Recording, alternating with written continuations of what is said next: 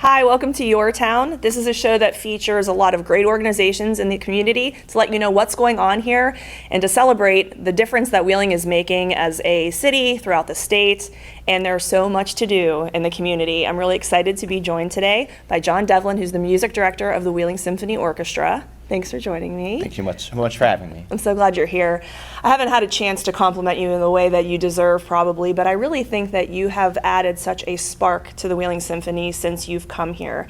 So for people that haven't had the opportunity to meet you, can you tell us a little bit about your background and what brought you to Wheeling? Sure. So I've been a conductor for the last 15 years. But before that, I was a musician. I played the clarinet. But I realized that if I was going to be a professional clarinet player, I would have to sit in a practice room for 6 hours a day by myself. And just chatting here, and several times we've met before this, you know, I'm not somebody that wants to sit in a room by myself. Correct. I'm a very type A social person. And so I looked at the landscape and said, okay, I love classical music. I want to make a difference, but I love planning. I love building. I love organizational interaction. And so finding the job of a conductor, it's not just the person that leads the orchestra on the podium, but you're also the music director of the organization. You're planning all of the artistic events. You're going out into the community and doing things like this. You're planning things with your musicians and with your board and staff to make the city a more vibrant and exciting place. And so that's what drew me to that type of job. And then when I got the opportunity to take this position here in Wheeling, I knew it was the opportunity of a lifetime, and it certainly has been. Despite COVID being something present through most of my leadership time, we're just about to start the 2022-23 season, and I hope you're rooting us on, saying no interruptions. I am. So can we talk about Wheeling for a minute? Because I know that you have been such a great advocate since you've come here. So where did you come from? What brought you here, and what do you love most about the city? Sure. So I did make something that maybe some people would say was a questionable decision. I moved here from Hawaii. So, you know, Hawaii is pretty good, but that should say something about what Wheeling has to offer. Mm-hmm. Because my wife and I looked at the landscape here and said the orchestra has such an outsized role in the artistic landscape here, because there are organizations, of course, making a huge difference in the musical and cultural life of Wheeling, especially Ogilvy Institute, a lot of the programs at the schools and universities. But really the orchestra is a crown jewel of what Wheeling has to offer both statewide and nationally. So we said if we go to a city like this, we had lived in places like New York and Washington, D.C., where there are 30 or 40 orchestras, and you're trying to carve your own niche within that community. Right. Here, the entire city is the community that supports the symphony, and we loved that. The first time I conducted the orchestra in my audition concert in March of 2019, I felt this magical musical connection to the players in the orchestra, and that sold it for me. I said, I want to be here, and we moved right downtown. We live in an apartment on 12th and Oak Street, right across from Ellen Jack's, and we haven't looked back since. We've loved it so far every single day. I love it, and I love when people come from different places and come to Wheeling and feel that warmth that I feel as someone that's been here my whole life. I feel like you have a similar feeling for the city that I grew up in, mm-hmm. just being here for a few years. So we're happy to have you, and I'm glad that people gave you a warm welcome. Tell us what's going on at the Symphony. Sure. So like I said, we're just about to start our 22-23 season, which kicked off campus, out of the Capitol, last weekend at Ogilvy with Music Under the Stars. We had several thousand people there, and we featured the music of the Beatles. We've heard such great things about the concert itself, and thank goodness, for the first time in 4 years, the weather held off, and we were able to do the whole show. Great. But I would love to talk to you a little bit about what's coming up on September 29th. The concert's at 7:30 at the Capitol, and it's our first ever opening night gala. And we have a huge program in store for everyone that will be able to join us that night. We will feature Yo-Yo Ma, the world's most famous cellist and classical musician. He's coming right here to Wheeling to premiere with us a piece by John Williams called The Cello Concerto. So John Williams is 90 years old this year, and this is the John Williams of Star Wars and Harry Potter, but he's also a very serious classical music composer. So this piece is serious classical music, but it's infused with that kind of cinematic style that we love of his so much. So that will be a highlight. But what my hope is that people will enjoy everything on this program, because we've spent a lot of time designing what will go around the John Williams Concerto with Yo-Yo Ma. First and foremost, we're going to feature my favorite work by a living American composer named Caroline Shaw. At just 30 years old, she won the Pulitzer Prize for a composition that she did for her chorus. And then from there, she rocketed into stardom in the classical music world. So we are going to present a piece of hers called Entr'acte to open the season. And I won't give away the surprise, but every single Masterworks concert we do in the Capitol, we have a surprise element. So people will be blown away by how we present this piece as we come back to our home after COVID. And then the last thing on the program is the thing I'm most excited about, actually. It's the world premiere of a piece that we commissioned and designed here at the Wheeling Symphony called Migrations in Rhythm. And it's the first concerto for beatboxer and rapper of all time. I read about that. There's an amazing DC-based artist named Chris Styles Bacon, with whom I've worked for over a decade, but he's never had a piece of music especially designed for his skill set. He can rap, he can beatbox, he can improvise, he even plays the spoons. He's a real world musician. So I talked to him 2 years ago and said, what is your dream project? And we created a work in collaboration with the composer of the music, Evan Meyer, another DC-based artist, to tell the story of music that came from West Africa, the Afro-Cubano region, and Western Europe, all colliding here in the United States to give birth to funk and go-go. And go-go is the official music of Washington, D.C., a place that I shared with all three of these artists for 10 years where I lived. So it's especially dear to me. We can't wait to tell that story at the Capitol. That's amazing. So you said the series. That's not all on one night. All of that is on one night, That's so all in that'll one be night. the concert. Yes, so people, Wow. the tickets are almost sold out because, of course, Yo-Yo Ma is this huge draw, but we still do have several tickets remaining for the pre-concert gala dinner. Then the concert itself starts at 7:30, and then there's an after party aimed for young professionals and adults who want to kind of party afterwards. So there's 3 things that you can do that night, but we encourage everybody to make sure they're at the concert and then pick whatever they'd like to do around it. Oh, I love that so much. I didn't get my ticket yet. I should probably do that as soon as possible. My daughter told me that Harry Potter was coming to Capitol Theater, and I think that had something to do with the symphony. Oh, that's right. So we are celebrating John Williams 3 different times this year. So this opening night with Yo-Yo Ma, and then in October, we're doing a very special show called Halloween at Hogwarts, where we're going to turn the Capitol Theater, which already looks a little bit like Hogwarts, You're into right. a Hogwarts environment. We have 4 actors that are going to play children from the different houses. We're going to have interactive elements for students that come to the concert both beforehand and during, and then the entire concert will be woven around a narrative with music from the movies throughout. Oh, we're definitely doing that one. That's one you've got to be at if you've got kids. That's a must. So for those of us who don't have tickets yet, where can we go to get tickets? Sure, the easiest way is to go to www.wheelingsymphony.com, and there you can buy tickets online or all the phone numbers you might need to connect with our box office or the person in our office that can help you find the perfect ticket. Great. And any show that you guys have, concert series, what do we call them in Symphonyland? Sure, there's several different concert series that Concert we series, have. is that what So it's called? we have a Masterwork series, which there will be 3 concerts that feature the best of classical music, but also feature living American composers, which is the focus of my programmatic identity here at the Wheeling Symphony. We believe that people who are alive right now in our country have amazing stories to tell, and more than half of our programming every year is dedicated to people who fall into that category. Then we will also have a pop series, so Halloween at Hogwarts is the first of those. Then we have a show called Symphonic Soul coming up in February. One of my favorite pop artists, Morgan James, will be joined by Ryan Shaw, who actually opened the Wheeling Symphony season in 2019.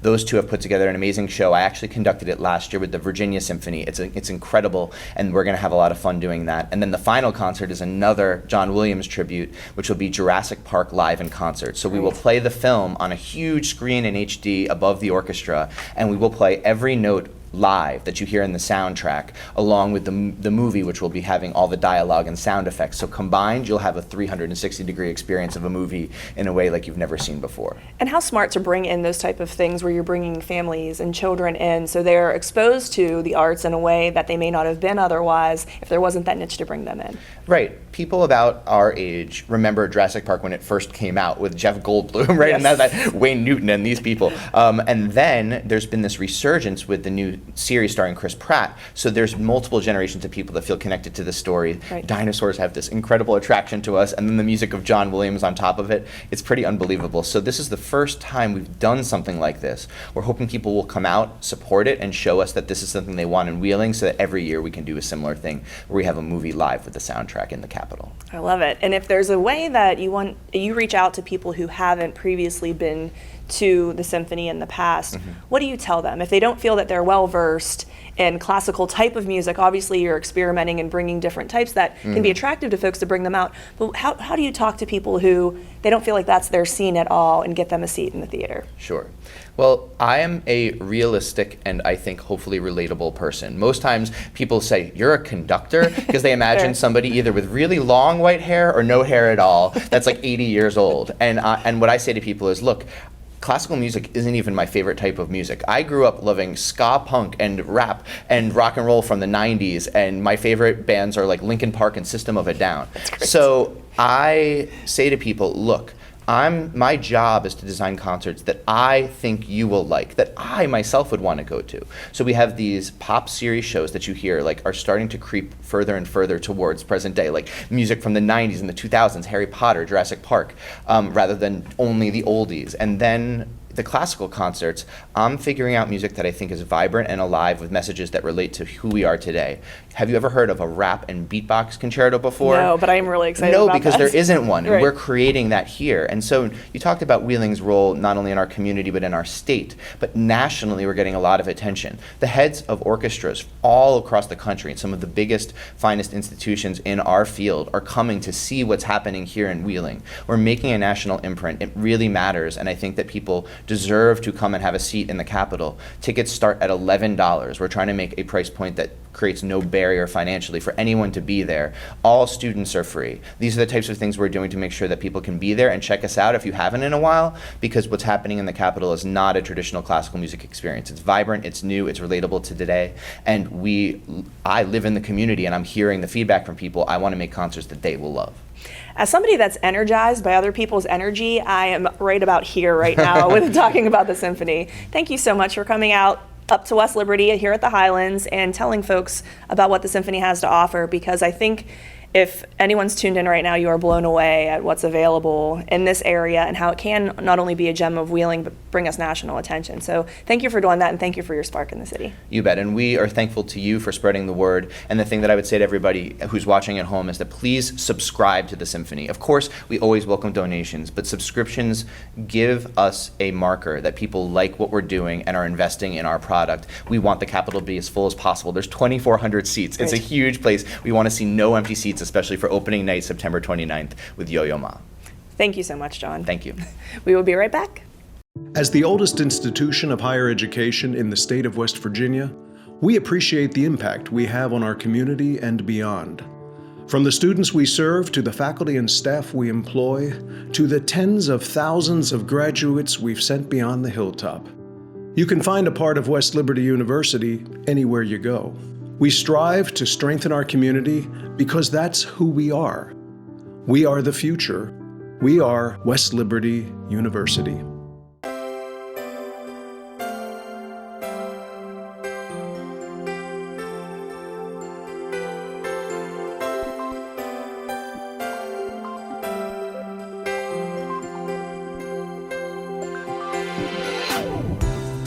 Welcome back to Your Town. Our next guest is featuring something that I feel is one of the most important things that our community is facing, and I think statistically that is also proven. I'm a big advocate for mental health. Whether you're struggling with something, whether you have a pre-existing condition, time's a little bit tough. I'm a big proponent of self-care and therapy. And joining me today is Julie Gomez, who, in our walks of life, your sister's my neighbor, Yes. our boys play ball together, and I've been able to have some great conversations with you and learn about NAMI. Julie is the executive director of NAMI. So thank you for joining. Thank you, Jess, for having us. I'm really excited to be here. NAMI is excited to sort of get the word out and talk more about mental health because, like you said, our world has definitely changed, and I think COVID has definitely shined sort of the spotlight on mental health and how we're all impacted by mental health in some way, shape, or form. And it's important that we talk about this topic as opposed to sort of putting it aside and not really shining that light on it, and making people feel like they can't sort of reach out and get the help that they need. You know, we really want people to get the support that they need, to have conversations, whether it be with a peer or with a licensed therapist, to really get the support that they need. And whether you're impacted in terms of experiencing the signs and symptoms of a mental health condition or being diagnosed with a mental health condition, or you have a friend or a loved one, it's really important that we're talking about mental health. So thank you for having me. Sure, I'm so glad you're here. And you and I have had all the conversations just in chairs in the outfield about mental health, but I try to scream from the rooftops as much as I can that I see a therapist. And anytime that I feel that I'm in my way, something is blocking me, something has happened in my life that is making it so I cannot live a normal life, the first thing you think about as a negative thought in the morning. It doesn't necessarily have to be a suicidal thought to be a thought that's going to really impact the way that you're living your life in a happy way or a sad way or a depressed way. None of us are immune to those type of things happening. And I see a therapist anytime I get into any type of way where I feel like I cannot function how I normally function due to emotions or due to thoughts. And I'm a huge supporter of it. I've been going for 15 years. And people sometimes say, how do you juggle this? How do you juggle that? I go to therapy. That's my outlet. That's my release. That is my advice. That's how I dig down to figure out what is going on and get to the root of it and start to work through that. And it's not always that easy, but it's still important. I think everybody that I've ever met could use some type of therapy, whether it is a licensed therapist or, as you mentioned, a peer. So tell us about some of the programs that you have for folks who are maybe going through, have some mental illness, or people that are mentally healthy that still have some depression and anxiety to work through. Awesome, I will. So first of all, thank you for sharing your personal story, because sometimes we don't share those personal stories and talk about it. And I just feel like it's really important for us to do that, because many people are probably watching this thinking like, oh my goodness, Jess Ryan, the executive director for United Way, sees a therapist, what? And so it's just really important that we share those stories. So NAMI stands for the National Alliance on Mental Illness. We are actually not a direct mental health provider, but we are part of sort of a grassroots movement and organization throughout the country where we really focus on providing mental health education, advocacy, and support. So that way people can get accurate information and people can feel comfortable reaching out and talking to somebody. Because like you said, sometimes you don't have to go and see a therapist, but it's important for us to always think about mental wellness, just like we would think about physical wellness, whether that be us getting up and walking in the morning or making sure that we're eating healthy. We also need to think about our mental wellness. And if maybe we're having a situation or a time in our life where our mental wellness isn't where we want it to be, maybe that's a time that we reach out and talk to a therapist or find support services in the area. So one of the things that NAMI does is we offer support groups throughout the area. So just like there's sort of that AA model, we have our NAMI model where it's all peer focused, it's all peer led, and you can come to one of our support groups. They're free. We offer them throughout the Northern Panhandle as well as in Ohio, because we're in 4 counties on the Ohio side. Mm-hmm. And you can just attend one of those support groups and really connect with other people. I don't know about you, but one of the things I noticed through COVID is I really enjoy being and interacting with people, and it was hard for me to sort of be away from that interaction. It's definitely a protective factor. And so to engage with another person or a group of people in a peer support group can be really, really helpful for an individual's mental health. And so we definitely encourage and support that as well too. So we have our support groups throughout the area. We have our drop-in center in downtown Wheeling, which is sort of our gem that we love. So any person who has a severe mental health condition who wants to engage with other people can come to our drop-in center. We're open Monday through Friday, 9 to 2. We're at 1035 Chaplin Street, so right across the street from Booker T. Washington Apartments, if you know where that is at. Mm-hmm. And we offer free lunches. On Fridays, we really like to engage our clients with the community, so actually take our clients out into the community to participate in different events, like the Greek festival or the Italian festival, so that way they become part of the community. Because I don't know about you, but sometimes me going by myself can be a little bit more intimidating than me going with a group of individuals.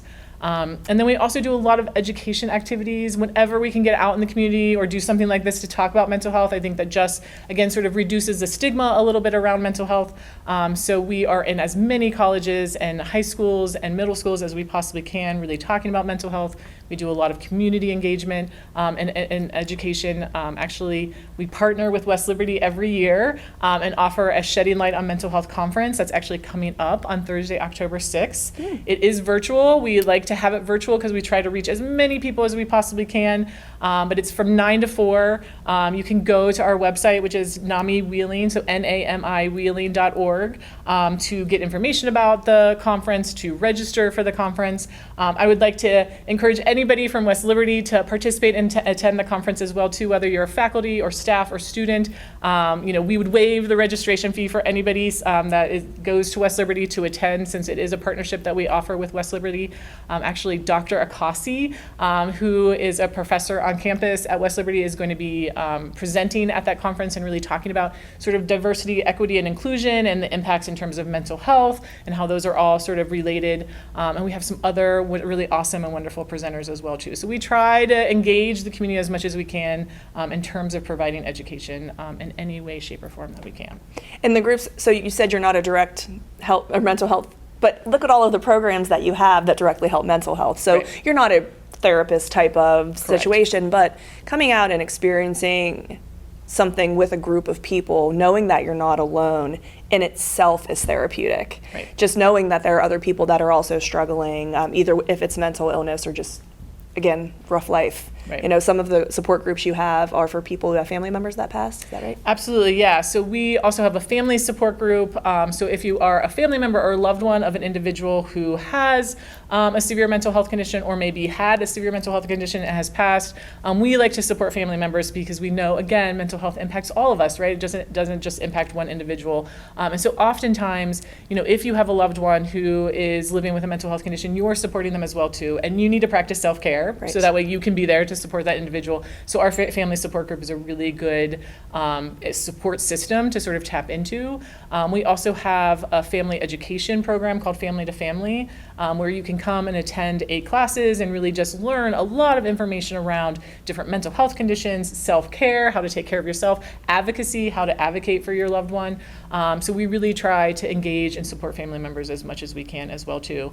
And actually, we also have our annual walk for mental health awareness coming up in October. It's Saturday, October 15th, and it's at Wheeling Park. It's at the shelter right across the street from the playground. It starts at 10, and we're really excited about this. This is our 7th year having our annual walk. It grows every year. Last year we had like almost 200 people who attended, and it's just another way to really connect with other people and sort of get that encouragement and support around mental health. Again, whether you yourself are living with a mental health condition, or you have a friend or a loved one, or you're just an advocate and you want to engage with the community. We're really excited. We have every year we try to engage the colleges and universities in the area. So we've again been engaging with West Liberty to have some students attend. We also have the entire men's lacrosse team at Wheeling University helping us out that day. So it's just a really fun event. We have food trucks coming. We have Iggs Pigs Barbecue, So Nuts for Donuts, and Brunchy Barista coming. Oh, great. Yeah, we're gonna have like this cool little like selfie backdrop where people can take selfies with a red carpet in different costumes. So just a really fun day to again sort of connect with other people for you know, the cause of mental health, to really talk about mental health and shine that light on mental health. Trauma has a lot of different faces. So for folks who, you know, I'm divorced. My children went through that. My way to help them was to talk about it, talk about how emotions affect our entire bodies. How can people get more information on that? For divorce rate is high, but it's not just that. It's changing locations, moving to different locations, things that you may not think are trauma, that type of things to your children or to yourself or to your significant others or your families. How can people get more information about that, to read up on it, to see if there are steps they feel like they could take for themselves or their families? Right. I always encourage everybody to start out with our website. So going to NAMIwheeling.org or the national NAMI website is a good place to start, which is NAMI.org. There's a lot of resources in there around trauma and how trauma is actually a risk factor in nearly all mental health conditions. So just because you experience trauma doesn't mean you're going to develop a mental health condition, but it is a risk factor. And so we want to make sure that we're talking about trauma, that we're talking about how to support each other, what resources are available out there. And so if you feel like maybe you've experienced a traumatic event or you're concerned that your children have, I always just encourage everybody to, again, you know, reach out to our website. We have a whole list of providers in the Northern Panhandle. Just reaching out to a provider and talking to someone about the experience that you went through. Or if you do have younger kids or adolescent kids who are in school, connecting them with their mental health resources at school. I mean, I know with my son, he has sort of struggled with anxiety his entire life. And one of the first things we did was actually talk to his pediatrician about it, and she gave us a whole bunch of resources. And then all of a sudden one day it was like, ding, ding, ding, ding, ding, he should be talking to his counselor at school. And so he started, and you know, things got a little bit more, you know, tricky and difficult and challenging for him during COVID. And so he continued. And now I have to say, like, this start of this school year was amazing. I've never seen him more excited about school, not really thinking about separating from mommy, and just having a really, really good time. And I really attribute that to him having a person at his school that he could go to and talk to about what was going on, separate from me, Right. so that he had his own individual person. And we did it at school because we really wanted it to be normalized for him not to be ashamed or afraid of talking about it with his friends at school. And so it really became a normalized part of his day. And We really just appreciate those resources. I always encourage everybody to use those resources. That's why they're there. That's why we want mental health services in the schools so that they can really help support our kiddos. And it helps normalize it in that generation, which is important. Some people in our generation, they already have their opinions formed about mental health, and if something's wrong, it doesn't necessarily mean something's wrong. Right. It, most of the time, doesn't mean something's wrong. Right. It means you're struggling with life, which we all do. So I love that story, because I feel that the next generation will be more supportive, and it will be more normalized because those services are available. We have an organization that we work that has an expanded school mental health program, and those are exactly the type of things that they're trying to normalize as well. So I just love it all over. I just love the entire part of talking about mental health, normalizing mental health, letting people know that nobody's knocking it out of the ballpark. If you think they are, you're seeing what they're projecting, or maybe what you want to see, and not necessarily what people are going through behind closed doors. Life is a lot. Right. And that's why I always tell everybody, just always choose kind, because you have absolutely no idea what that other person's going through. Correct. And sometimes that can really be the saving grace for that person. Whatever they're going through and struggling with is just to have that interaction with a really kind, awesome person. So just always think about that. I always keep that in the back of my mind as well, too, is how do we always choose to be kind, even on our, I think, challenging and difficult days, so that way we just create a more wonderful and welcoming community. Excellent. Well, thank you so much for coming on and letting people know how important this is, and talk about it. If you're seeking help, I've posted about it on my private Facebook page, and had so many people reach out to me on my inbox and say, what therapist do you see? What do you recommend? Have you gone through this? Has this been an issue for you? Be that voice. If you've had it and you've received that help and it's been beneficial for you, share that. A lot of the people that reached out to me had never considered anything like therapy or group sessions. I think would have been really great for a lot of folks to refer them to. Talk about it, normalize it. Mental health is more important, in my opinion, than your physical well-being. We focus so much on eating right and exercising. You have to focus on your mental health as well. Absolutely. Thank you, Julie. Thank It's you. always a pleasure. I'll see you on the ball field or in the neighborhood, I'm sure. Absolutely. That's where we go. Thank you. Thanks for coming. So that's Your Town. Again, a couple of different organizations that are focused on making this community a better place, giving you a reason to love our community and a reason for you to be proud of the community that you live in. We will see you next week. Thanks for joining us. Want a career working with animals?